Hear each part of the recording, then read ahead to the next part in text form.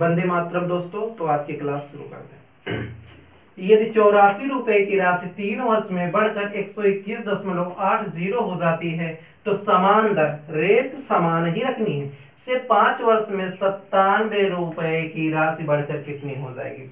ठीक है दोस्तों, तो 84 रुपए की राशि कितने साल में, 3 ईयर में कितनी हो जा रही है, 121.80 हो जा रही है। जीरो लिखने का कोई मतलब नहीं, हटा देते। यानी 3 साल का जो हमें ब्याज मिलेगा, 3 साल का ब्याज कितना मिलेगा, 16, 21, 37.8 कितना मिलेगा, 37.8 का ब्याज मिलेगा। अगर हम बात करें 1 साल के ब्याज की, अगर 1 साल का जो ब्याज होगा तो 3 दूनी 6, 3 6 18, 100 मतलब 12.6 रुपए का हमें 1 साल का ब्याज मिलेगा। दोस्तों जब कहा है समान दर से, दर को हमें समान रखना है तो आइए पहले पता कर लेते हैं रेट क्या रही होगी। तो अगर हम रेट की बात करते हैं तो जो रेट होगा 1 साल का इंटरेस्ट मतलब 12.6 बटे प्रिंसिपल, जो प्रिंसिपल होगा 84 रुपया दे रखा है, गुणे 100। इस दशमलव से एक जीरो कैंसिल हो जाएगा, 42 दूनी 84, 42 तिया 106, 2 एकम 2, 2 पंचे 10, जो हमारा रेट निकल के सामने आएगा रेट 15%। लेकिन कह रहा 5 वर्ष में 97 रुपए की राशि बढ़कर कितनी हो जाएगी। अगर 1 साल का जो हमें रेट हमारा 15% है तो 5 साल में कितना हो जाएगा दोस्तों, 15 पचे 75% हो जाएगा। 97 का 100% तो हमारा प्रिंसिपल था और 75% इसका, 97 रुपए का 75% और ऐड कर देंगे तो 175% हो जाएंगे। अगर 97 का 175% हम निकाल दें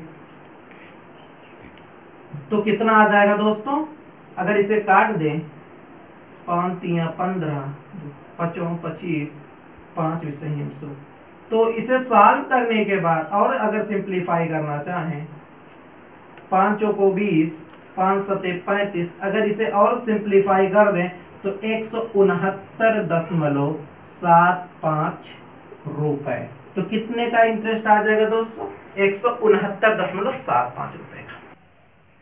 चलिए दोस्तों अगले सवाल की तरफ चलते हैं। 26,000 रुपए के 2 भागों में इस प्रकार निवेश किए गए कि पहले भाग का 10% की दर से 5 वर्ष का व दूसरे भाग का 9% की दर से 6 वर्ष का साधारण ब्याज बराबर है, तो दोनों भाग ज्ञात कीजिए। देखिए यानी 26,000 रुपए, मान लेते हैं एक भाग ये रहा, दूसरा बी रहा।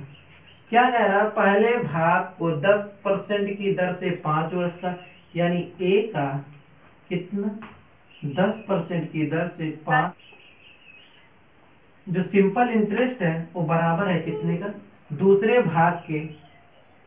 दूसरा भाग हमारा बी है उसके 9% 6 साल के साधारण ब्याज के बराबर है। तो ये कट जाएगा, 2 पंचे 10, 2 तिया 6। अगर ए और बी का रेशियो की बात करें तो ए रेशियो बी इक्वल आ जाएंगे कितना, 9 तिरिक 27, 5 25। ए और बी के रेशियो की बात करें तो 27/25 आ जाएगा। जो हमारे क्वेश्चन में 27 और 25 दोनों यूनिट की वैल्यू का सम जो दिया है 26,000, यानी 27 और 25 कितना हो जाएगा 52। तो जो 52 यूनिट की वैल्यू हमारे क्वेश्चन में कितना दे रखा है, 26। कितना दे रखा है, 26,000।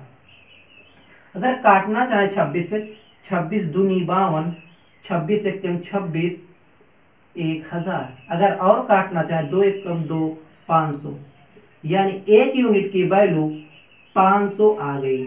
तो हमें जो 25 यूनिट की वैल्यू हमारा कितना हो जाएगा, तो 25 इंटू 500, 500 से 25 125 और 00। अगर 27 यूनिट की बात करें यानी जो ए का भाग होगा इंटू 500 कर देंगे तो आ जाएगा 135,000। यही हमारा ए ओ बी का हिस्सा आ जाएगा। इसे एक दूसरे मेथड से हम ज्ञात करना चाहे तो और शानदार मेथड है। मान लेते हैं इसका एक कॉन्सेप्ट हम बता रहे हैं, बहुत इजी कॉन्सेप्ट है। जैसे मान लेते हैं हमारा कोई प्रिंसिपल पी रहा होगा, उसे दो लोगों में डिवाइड करना। मान लीजिए P1 में एक देना है, एक P2 में डिवाइड करना है। तो जो P2 का रेट होगा P1 में, वो रेट इंटू टाइम, यानी इसे P1 को R2 इंटू T2 में मल्टीप्लाई कर देंगे, और इसका जो रेट होगा सिंपल इंटरेस्ट होगा, यानी R1 इंटू T1 में कन्वर्ट करके बराबर कर देते हैं। जैसे अगर हम इसी सवाल को लगाना चाहें, दूसरे का रेट हमारा 9 छक 54, यानी 54 हो जाएगा 9 छक 54, और पहले का 10 पचे 50, यानी 50। अब दोनों को बराबर है, काट दें तो ये 27, ये 25 आ जाएगा कि नहीं दोस्तों? 2 से काटेंगे तो 27 25 52, फिर से वही चीज आएगी। 27 25 52, फिर से यहीं से आ जाएगी। 52 यूनिट की वैल्यू 26,000 दे रखा है, तो 1 यूनिट की वैल्यू हम 500 आ जाएगा। अगर दोनों में मल्टीप्लाई कर दें तो इसकी वैल्यू 135,000 आ जाएगा। और इसकी बात करें, नहीं, इसकी 135,000 आ जाएगी, यहाँ पे 25 आएगा ना, तो 50 से मल्टीप्लाई 500 से मल्टीप्लाई करेंगे तो 125,000 आ जाएंगे, और इसमें 500 से मल्टीप्लाई करेंगे तो 135,000 आ जाएंगे। जो आपको बेहतर लगे आप वहां से लगा सकते हैं। तो दोस्तों आइए अगला क्वेश्चन हम लगाते हैं। कोई धन 4 साल में 15,360 रुपए की राशि हो जाता है। यदि ब्याज की दर में 20% बढ़ा दी जाए तो उतने ही समय में 16,032 रुपए हो जाएगी। तो ब्याज की दर ज्ञात कीजिए। दोस्तों जैसा कि हम जानते हैं कि जो हमारा सिंपल इंटरेस्ट होता है, जो सिंपल इंटरेस्ट होता है, principal into rate into time upon 100। अगर हम कह रहे हैं हमारा प्रिंसिपल और टाइम कांस्टेंट है, यानी इसमें कोई छेड़छाड़ नहीं की जाएगी, तो जो हमारा सिंपल इंटरेस्ट होगा डायरेक्ट प्रोपोर्शन हो जाएगा किसके? रेट की। ठीक है दोस्तों, इस क्वेश्चन में यही लॉजिक हम लगाएंगे। तो 20% की वृद्धि हो रही है हमारे रेट में, तो जो 20% की फ्रैक्शन वैल्यू होती है कितनी होती है मेरे दोस्तों? 1/5। यानी जो सिंपल इंटरेस्ट हमारा पहले कितना रहा होगा? 5, 1 यूनिट बढ़ा होगा, जो हमारा सिंपल इंटरेस्ट हो गया 6 यूनिट। तो 1 यूनिट की वृद्धि हुई ना दोस्तों। 1 यूनिट की वृद्धि हमारे क्वेश्चन में कितना दे रहा? पहले हमारा धन 15,360 रुपए की राशि उतने ही समय में, समय कांस्टेंट है, सिर्फ 20% की दर बढ़ा दिया। 20% बढ़ने का मतलब 1 यूनिट का बढ़ गया, तो हो गया अगर हमारा धन पहले 15,360 रुपए लग रहे थे, अब हो जा रहे हैं 16,032। यानी 16,032 में से अगर हम 15,360 माइनस कर दें तो कितना आएगा दोस्तों? 13 में से 6 गया 7, यहाँ 9 में से 3 6 कैंसिल, यानी कितना धन बढ़ेगा? 672। 1 यूनिट की वैल्यू हमारे क्वेश्चन में दे रखा है 672। तो हमारा सिंपल इंटरेस्ट कितना आ जाएगा? 5 यूनिट की वैल्यू। 5 यूनिट की जो वैल्यू हो जाएगी तो 3,360। जो ये 3,360 रुपए का ब्याज हमें कितने सालों में मिल रहा है? 4 साल में। अगर 4 साल में हमें ब्याज मिल रहा है कितना दोस्तों? 3,360 रुपए, तो 1 साल में कितना मिलेगा दोस्तों? 4 8 32, 4 चौक 16, तो कितना मिलेगा? 1 साल का जो ब्याज हमें कितना मिलेगा? 840 रुपए का ब्याज मिलेगा। लेकिन दोस्तों अगर 3,360 रुपए का हमें ब्याज मिला है तो 15,000 रुपए हमारा मिश्र धन है। अगर मिश्र धन में से अगर हम ब्याज को घटा दें तो हमारा मूलधन प्राप्त होगा। यानी 15,360 रुपए में से अगर हम 3,360 रुपए घटा दें तो हमारा जो प्रिंसिपल निकल के सामने आएगा, प्रिंसिपल जो हो जाएगा 15,360 माइनस का 3,360 कर देंगे, जो हमारा प्रिंसिपल हमें निकल के सामने आएगा, कितना आएगा दोस्तों? 12,000 रुपए। 12,000 रुपए हमारा प्रिंसिपल आ गया और 1 साल का इंटरेस्ट जो हमें आ गया 840। हमारे क्वेश्चन में पूछ रहा है ब्याज की दर। जो रेट होती है दोस्तों, जो बात रेट की करेगा, जो रेट होता है हमने बता रखा है, जो रेट होती है 1 साल का इंटरेस्ट 840 बटे प्रिंसिपल हमारा 12,000 रुपए इंटू 100। अगर इसे सिंप्लीफाई करना चाहें, 2 जीरो 1 जीरो से ये 12 कम 12 12 सत्ते 84, यानी जो हमारा रेट आ जाएगा कितने आ जाएगा? 7%, जो कि हमारा सही जवाब। ये बहुत लॉजिकली क्वेश्चन है, कृपया इसे ध्यान से और स्किप ना करिएगा, इसे बेहतर ढंग से 2-3 बार देख लेंगे तो अच्छे से समझ में आ जाएगा। चलिए दोस्तों अगले सवाल की तरफ है। यदि किसी बैंक की प्रतिवर्ष साधारण ब्याज की दर 10.5% से 18% और समय 4.7 से बढ़कर 7 वर्ष हो जाती है, तो कुल सिंपल इंटरेस्ट में 1250 रुपए की वृद्धि हो जाती है, तो अंतिम साधारण ब्याज ज्ञात कीजिए। जैसा कि दोस्तों अगर हमें बताएं अभी पिछले क्वेश्चन में, जो सिंपल इंटरेस्ट होता है PRT/100, अगर हम प्रिंसिपल को कांस्टेंट कर दें तो, क्योंकि अगर दो में कंपेयर करना है तो 100 दोनों में होगा तो 100 भी कट जाएगा दोस्तों, तो उसका कोई मतलब नहीं। जो हमारा सिंपल इंटरेस्ट होगा डायरेक्ट रेट इनटू टाइम के मल्टीप्लिकेशन के बराबर होगा। इसी कॉन्सेप्ट पे हम सवाल लगा रहे हैं। जो हमारा सिंपल इंटरेस्ट दे रखा है दोस्तों, क्या दे रखा है?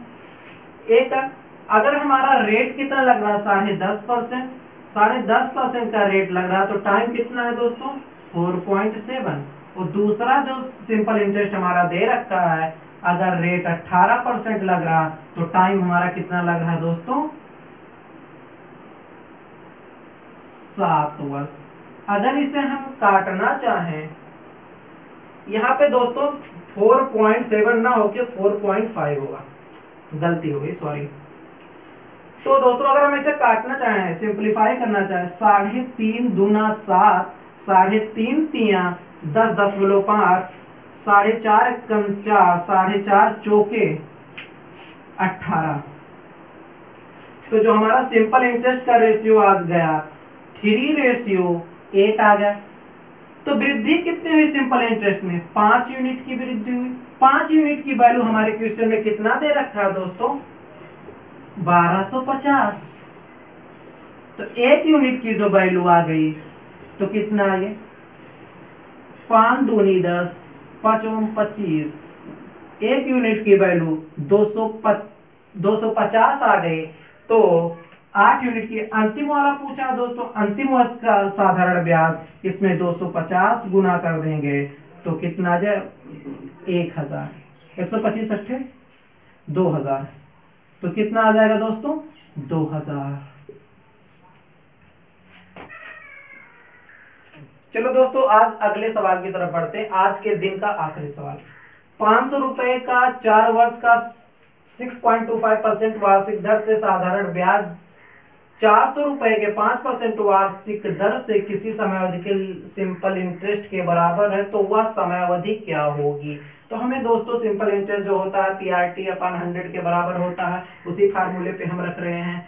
तो 500 रुपए 4 साल के लिए 6.25 रेट से अपान है, ये जो सिंपल इंटरेस्ट होता है 400 रुपए के 5% वार्षिक ब्याज की दर से मान लेते हैं T समय अंतराल के लिए हमारा जो सिंपल इंटरेस्ट बराबर है, ये 100 इससे कट जाएगा, ये 2 जीरो इससे कट जाएंगे और ये वाला 5 इस 5 से कट जाएगा और 6.25 इंटू 4 करेंगे तो 25 आ जाएगा। यहाँ से 4 इधर मल्टीप्लाई में वहां डिवाइड में हो जाएगा, 4 इक्वल टू T। अगर इसे डिफाइन कर दे तो 6 सही 1/4 इक्वल टू टाइम, यानी जो हमारा टाइम आ जाएगा तो कितने समय में बराबर हो जाएगा दोस्तों? 6 सही 1/4 वर्ष में। तो दोस्तों अभी जो हमारे सिंपल ये 5वां पार्ट है, 2 या 3 पार्ट और आएंगे। इसके बाद 2-3 पार्ट जो होंगे एकदम बेहतरीन सवाल होंगे, जो सीजीएल मेंस वाले क्वेश्चन होंगे। तो अब मेंस वाले क्वेश्चन की हमारा जो अप्रोच होता है, देखते हैं हम क्वेश्चन में कैसा लेते हैं। तो बने रहिए हमारे वीडियो को, खूब ढेर सारा अपना प्यार दीजिए, लाइक कमेंट शेयर जरूर करिए। ये मत जानिए कि अभी हमारा यूट्यूब चैनल नया है, कुछ अच्छे जो भी टॉपिक शुरू करेंगे 0 to हीरो लेवल पढ़ाएंगे दोस्तों। तो बने रहिए हमारे साथ और मिलते हैं कल नए जोश उमंग के साथ, अगली वीडियो के साथ। जय हिंद, वंदे मातरम दोस्तों।